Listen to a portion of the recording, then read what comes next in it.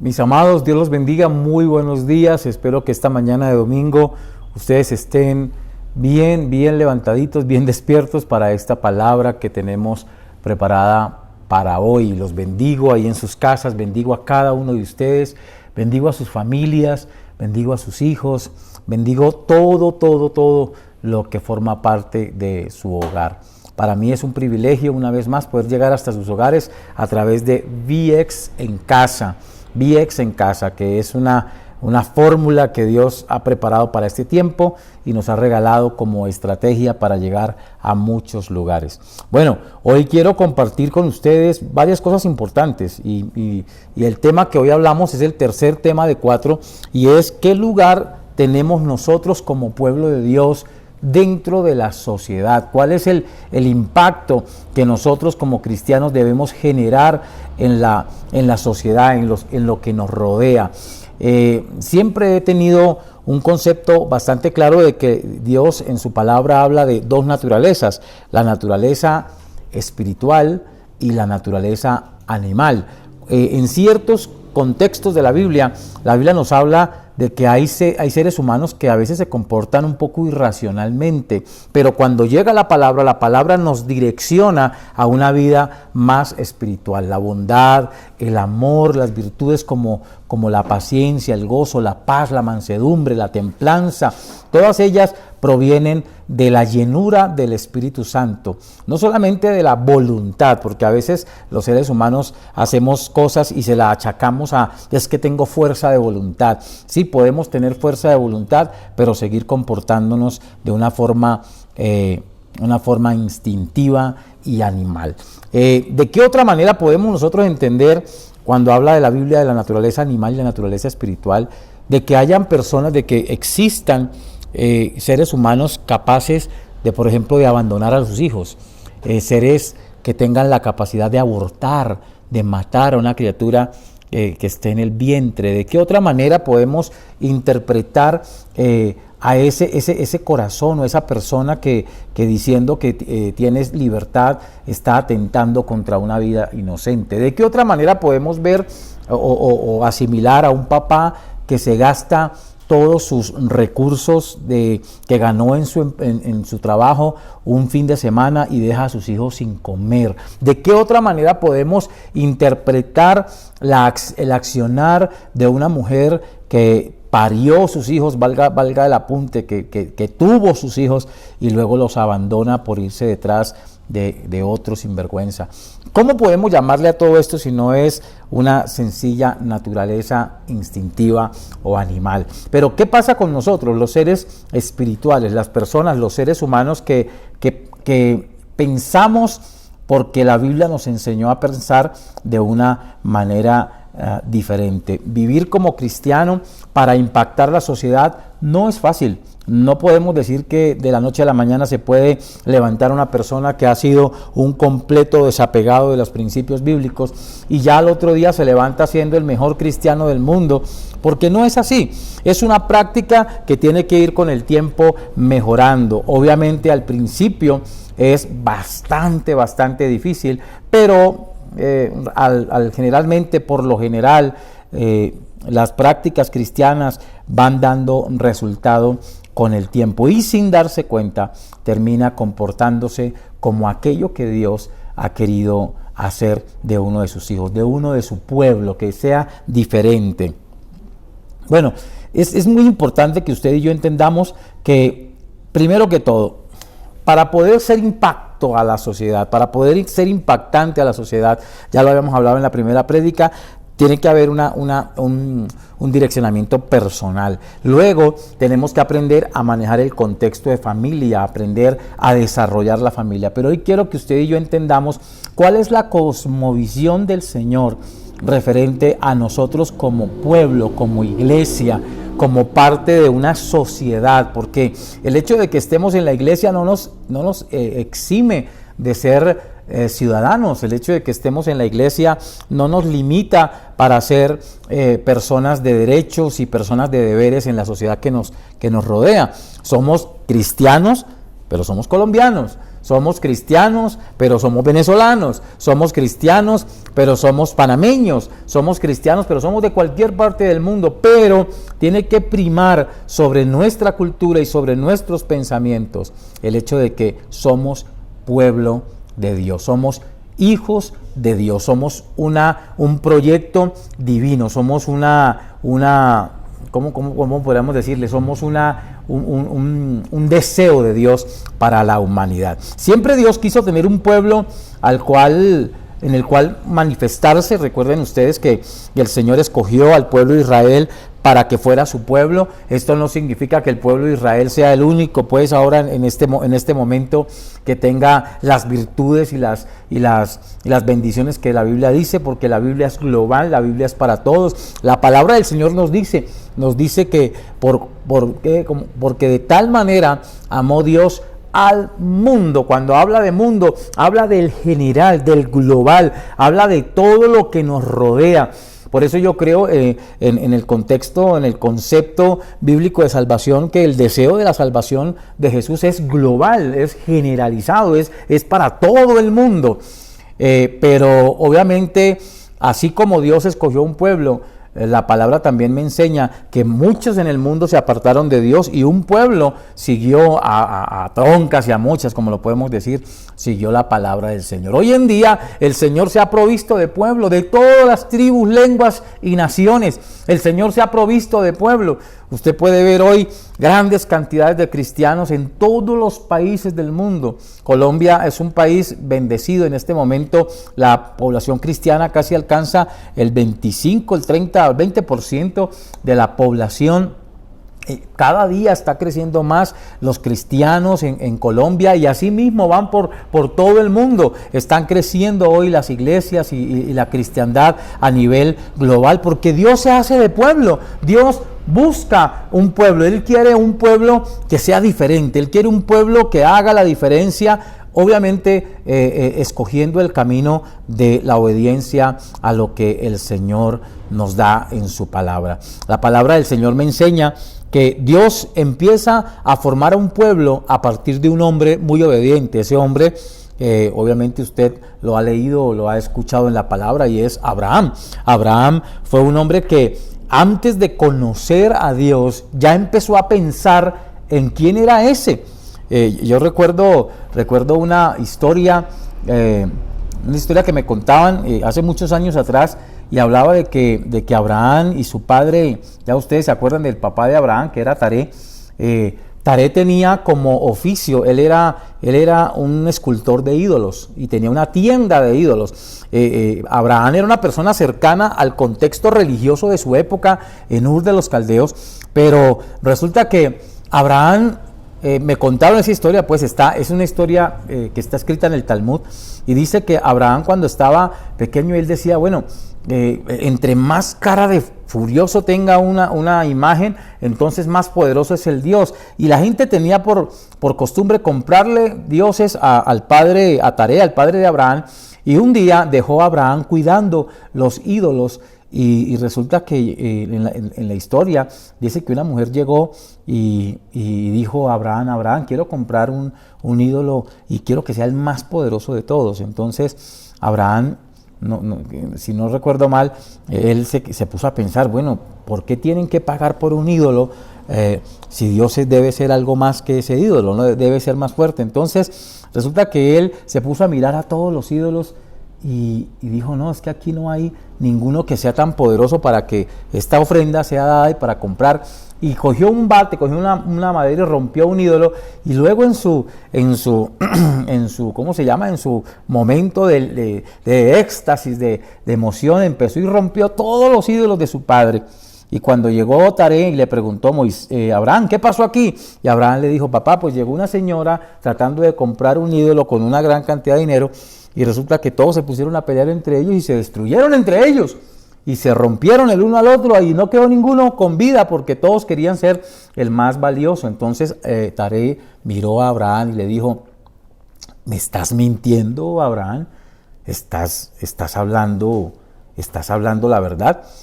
Y Abraham, en su sabiduría juvenil o de hijo, le dijo al papá, oh padre mío Taré, tus oídos están escuchando lo que tus labios están diciendo.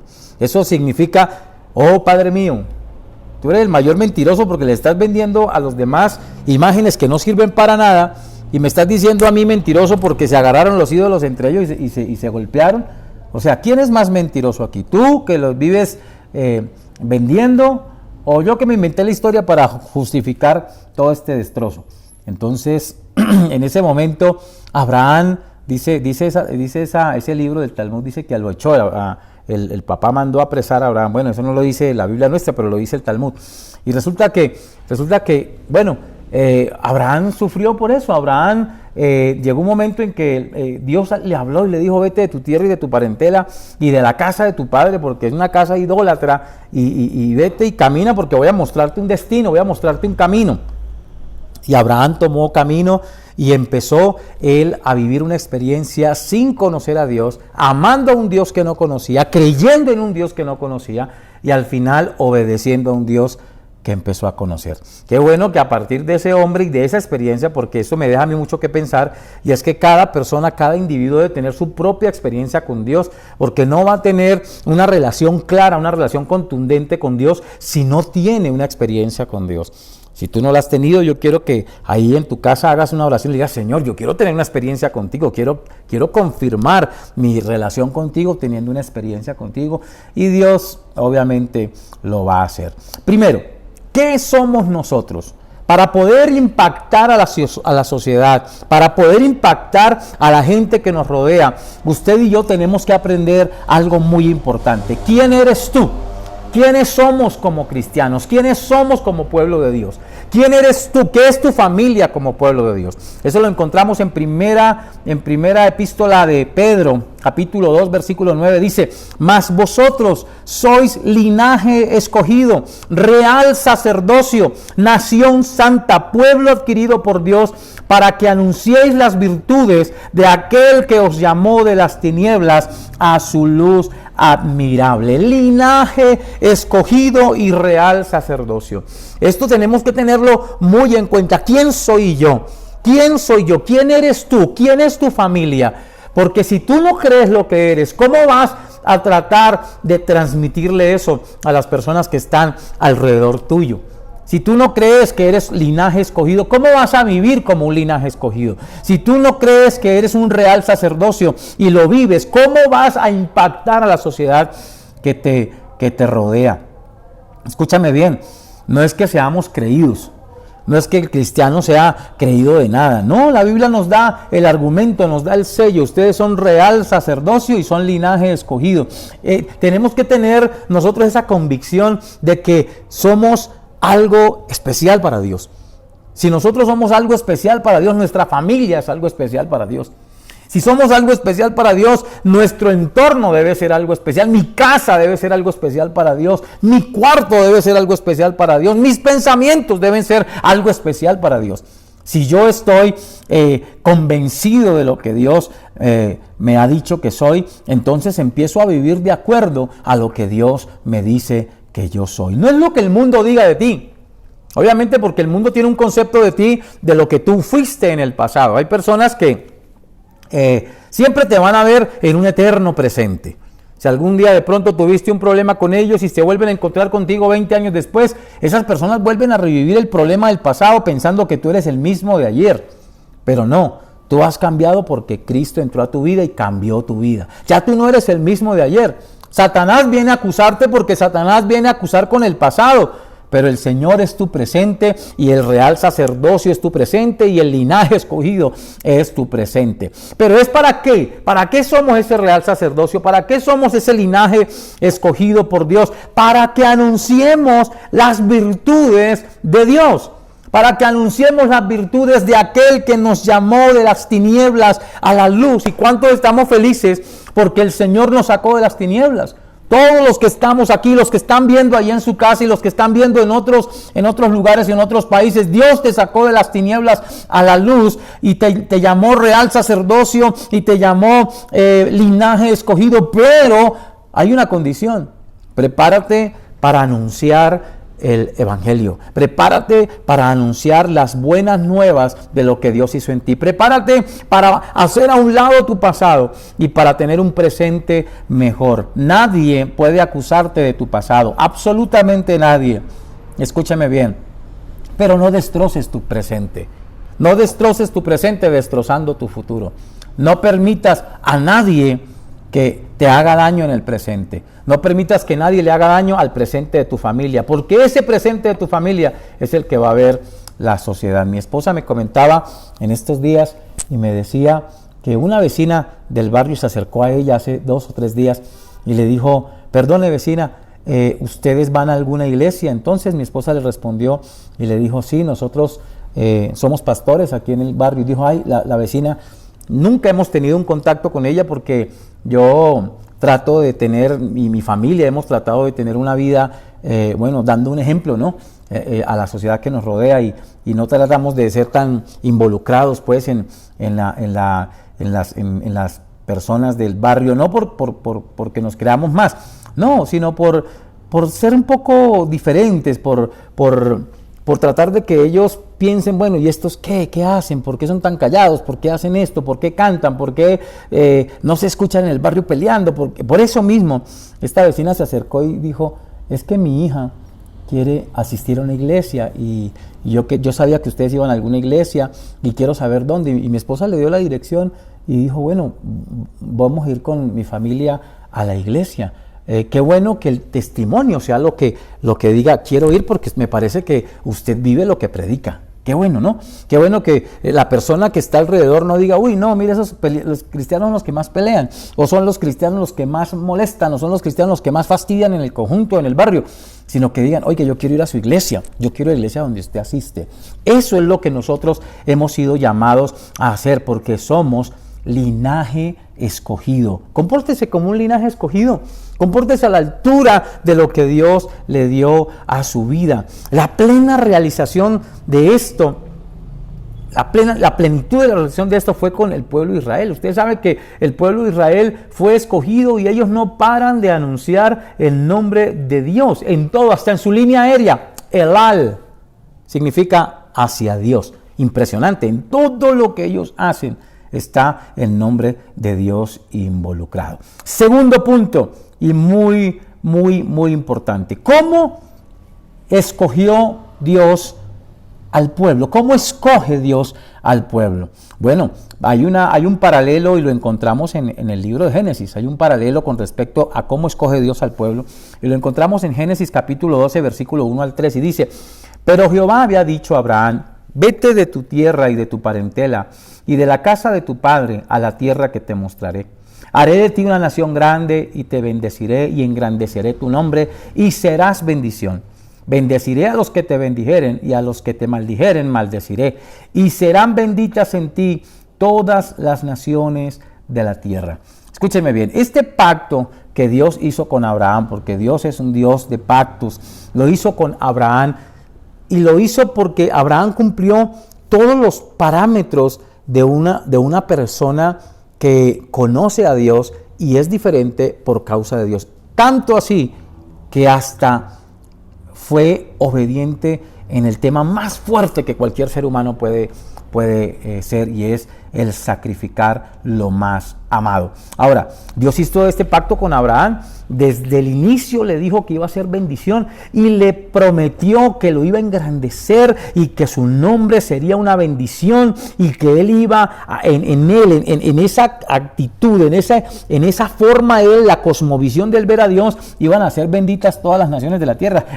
Muchos piensan que es en Abraham, ¿no? Que somos hijos de Abraham. No, no es ser hijo de Abraham, es ser hijo del concepto que Abraham tenía para amar a Dios, el concepto que Abraham tuvo para creer en Dios, porque a Abraham nadie le habló de Dios, a Abraham nadie le presentó al Señor. Él por su concepto personal, por su inteligencia, por su sabiduría personal, encontró que debía existir un Dios sobrenatural. Hoy en día lo vemos, los grandes científicos hablan y dan pequeñas perlas hablando acerca de la grandeza de Dios. El mundo será espiritual o no será, dijo un científico, dijo otro científico, Dios no juega a los dados. Otro científico dijo, no podemos pensar que toda la creación fue resultado de una casualidad. Tiene que haber una mano detrás de ello. Los científicos lo dicen. La gente pensante, la gente inteligente, las personas que van y escudriñan y buscan en la ciencia respuestas, encuentran a Dios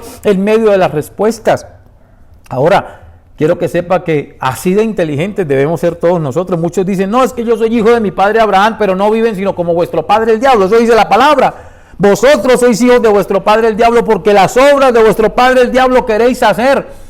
Pero el padre Abraham lo que nos enseña, escúcheme bien, no es simplemente su nombre y la promesa que Dios le dio a través de su obediencia. Es aquella persona que tiene la capacidad de entender que por encima de todo lo terrestre, por encima de toda la naturaleza humana, debe haber un Dios sobrenatural en medio de ello. Eso es lo que dice la palabra, a lo que se refiere, vosotros sois hijos de Abraham. Cuando somos hijos de Abraham es porque inteligentemente sabemos quién es Dios, por qué le seguimos, por qué lo amamos y por qué estamos con Él y por qué somos ejemplo y por qué somos testimonio. Claramente la palabra del Señor nos dice que hay personas que dicen ser hijos de Abraham, pero Dios mismo, Jesús mismo les dice, ustedes son hijos de vuestro padre el diablo. Así que tenemos que pensar de quién somos hijos, de quién es mi familia, quiénes son parte de esto que Dios nos ha dado tan maravilloso, que es tener un llamamiento. Quiero que sepas que tu familia tiene un llamamiento, tu casa tiene un llamamiento, tu vida tiene un llamamiento. Muy bien, Dios hizo un pacto con Abraham, Dios fue claro con él, porque Abraham fue una persona que obedeció. Y ese acto de obediencia se menciona obviamente más adelante en el libro de Hebreos. Usted lo puede leer en el libro de Hebreos cuando dice que por fe Abraham fue llamado, siendo llamado, obedeció para salir al lugar donde había de recibir como herencia y salió sin saber a dónde iba. Era una persona que obedecía, sencillamente creyó y ese creer, esa confianza lo hacía moverse con la tranquilidad de que le estaba obedeciendo a Dios, y obviamente esa obediencia a Dios le traería esos resultados maravillosos. Aprendamos. No es solamente que somos hijos de Abraham porque Jesucristo era descendencia de Abraham, no, somos hijos de Abraham y somos hijos de Dios porque entendemos quién es nuestro Padre, porque sabemos quién es nuestro Señor y porque le amamos y porque le servimos. Escúcheme bien, antes no éramos pueblo. Segundo punto muy importante, antes no éramos pueblo. Perdón, este es un tercer punto, antes no éramos pueblo, pero Dios nos hizo pueblo. Antes de este llamado, nosotros vivíamos en tinieblas. Ya lo leímos en 1 de Pedro capítulo 2:10, vosotros que en otro tiempo no erais pueblo, pero que ahora sois pueblo de Dios, que en otro tiempo no habíais alcanzado misericordia, pero ahora habéis alcanzado misericordia. Pedro en esta cita claramente nos confirma que nosotros tenemos un llamamiento. Fuimos llamados, fuimos como escogidos. Yo no sé si tú ahí en tu casa entiendes la diferencia entre el hombre común y el hombre escogido. El hombre común no le importa su vida, no le importa lo que él hace. Hay hombres muy buenos y hay personas muy buenas y hay familias muy buenas, pero ¿son escogidas? No.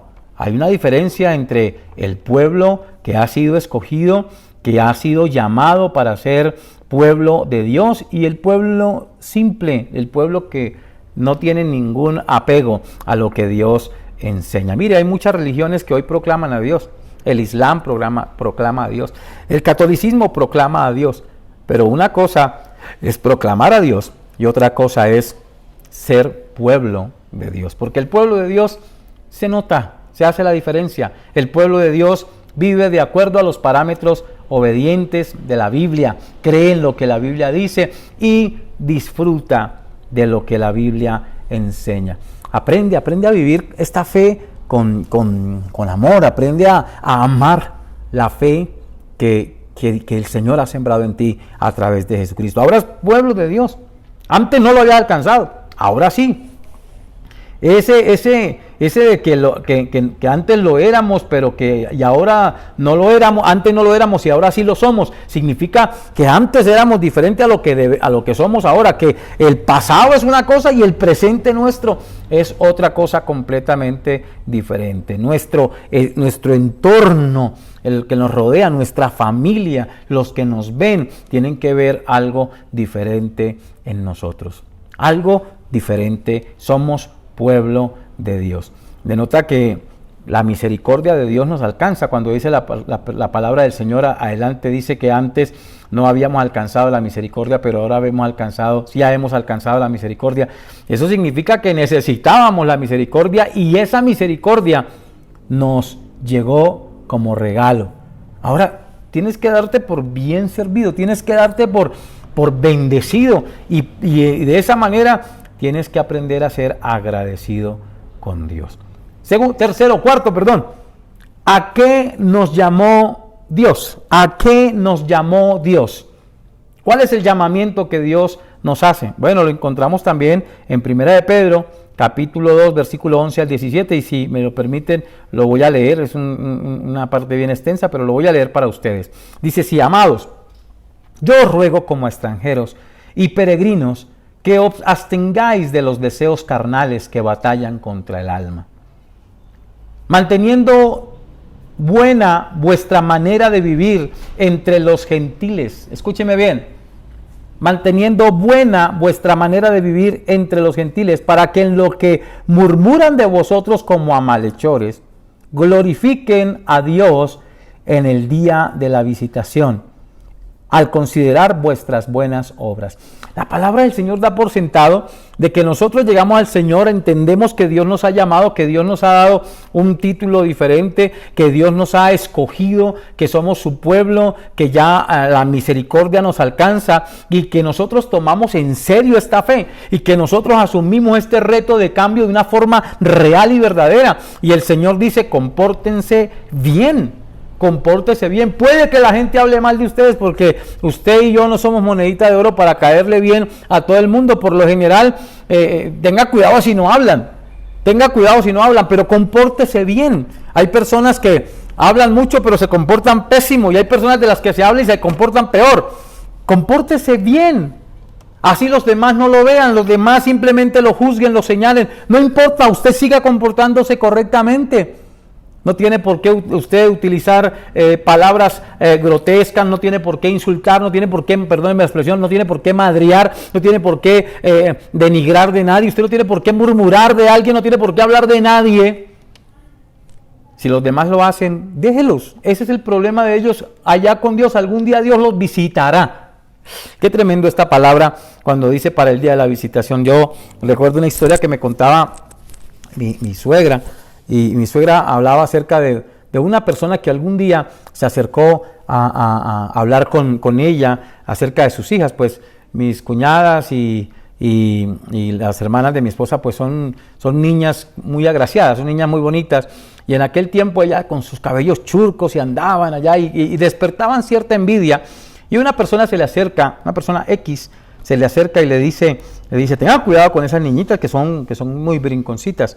Obviamente son personas sueltas de boca porque tienen esa lengua pues para hablar, ¿no? Como decía, el que tiene boca pues se equivoca, pero hay que tener cuidado de no equivocarse y que eso venga después como una visita para su vida. Y dijo: no, esas chinitas le van a salir embarazadas en cualquier momento. Y obviamente pues eso le pegó al corazón a mi suegra, pero mi suegra, como una mujer de Dios, dijo: no le voy a prestar atención. Dios es el que pelea por mí, Dios sabe cómo son mis hijas. Y resulta que las que resultaron embarazadas fueron las hijas de aquella persona. Porque así se visita la maldad del corazón del pueblo, de la gente, de aquellos que son sueltos. Si los demás actúan mal, tú no lo hagas. Deja lugar a la ira de Dios, dice la palabra. Escúcheme bien.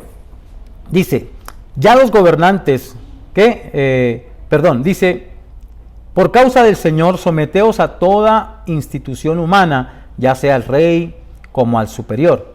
Ya los gobernantes como por enviados para castigo de los malhechores y alabanza de los que hacen el bien.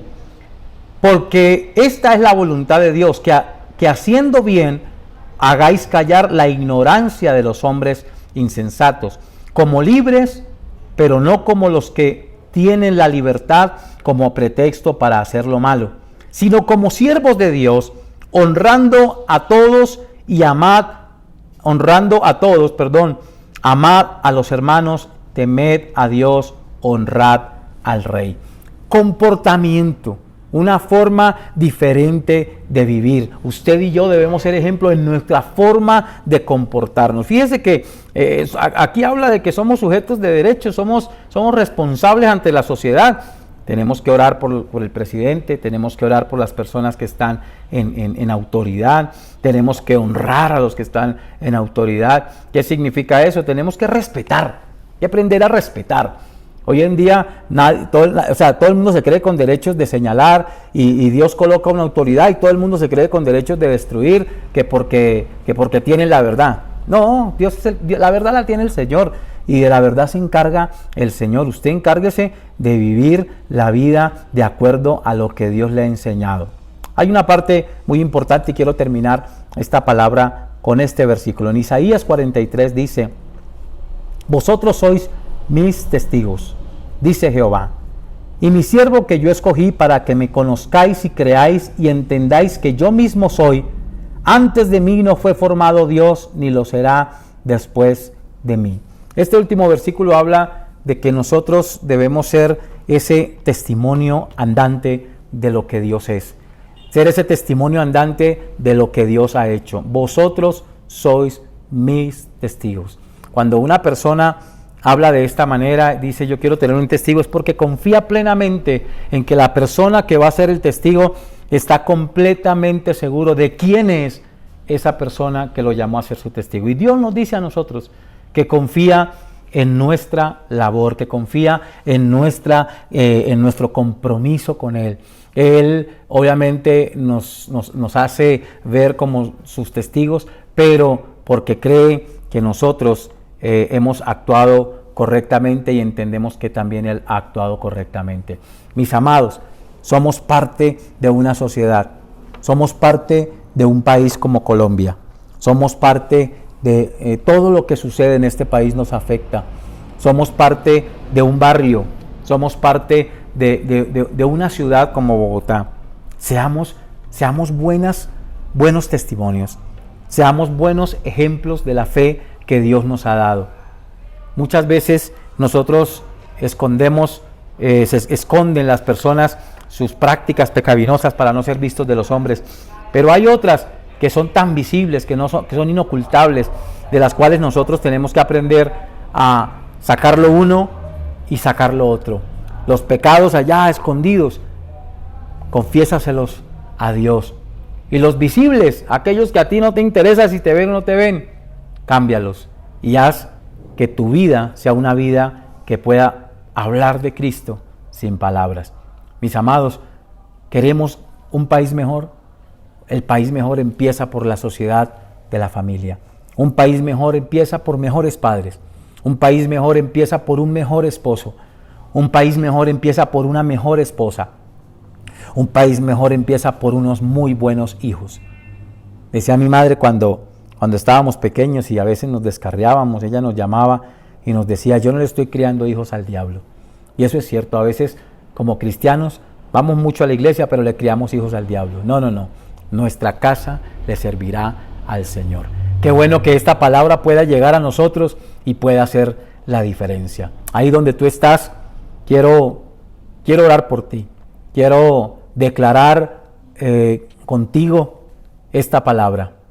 Quiero vivir contigo esta experiencia de lo que es ser un buen testimonio. La diferencia entre el pagano, la persona que vive viviendo su vida común, y tú, que eres pueblo de Dios. Yo quiero que reúnas a tu familia, reúnelos a todos ahí juntos y vamos a orar como pueblo de Dios, como pueblo, como parte de la sociedad. Señor, gracias te damos por esto, Señor, porque cambiaste no solamente mi vida, la vida de mi casa, sino también a través mío vas a cambiar la vida de todos los que nos rodean. Señor, gracias porque podemos ser ese ejemplo a través de tu palabra. Gracias porque podemos ser esa experiencia, Señor, diferente a través de tu palabra, Señor. Gracias porque has cambiado mi casa, me has dado la oportunidad, Señor. Permite que yo pueda vivir de acuerdo a tu palabra, Señor. Permite que yo pueda vivir de acuerdo a lo que tú me has llamado a testificar. Soy pueblo tuyo y oveja de tu prado, como dice tu palabra. Y yo te pido que bendigas cada familia. Bendice, Señor, a cada uno de los que hoy están en sus casas, allí abrazando a sus familias, y permite que cada uno de ellos, Señor, sea, Señor, bendecido. Como dice tu palabra, tú a los que te maldigan serán maldecidos por Dios, y a los que te bendigan serán bendecidos por Dios. Señor, porque nosotros creemos en la fe de nuestro Padre Abraham, creemos en ti, Señor, porque somos personas inteligentes, porque somos personas sabias, que no nos dejamos llevar por la necedad de este tiempo, Señor. Gracias, Padre, porque nos has dado la sabiduría para reconocerte en todos nuestros caminos. Gracias, Jesús. Amén y amén. Mis amados hermanos, Dios me los bendiga, Dios me los guarde, Dios bendiga esta semana. Acuérdate de seguir apoyando a la iglesia en tu parte económica con tus ofrendas y tus diezmos. Apoyemos esta obra. Estamos creyéndole a Dios en este tiempo de que ya pronto se va a acabar todo esto y podremos reunirnos una vez más. Primero, obviamente, con los protocolos, y luego toda la congregación podremos asistir juntamente a nuestra congregación, a nuestra iglesia Vida Extraordinaria, tu casa.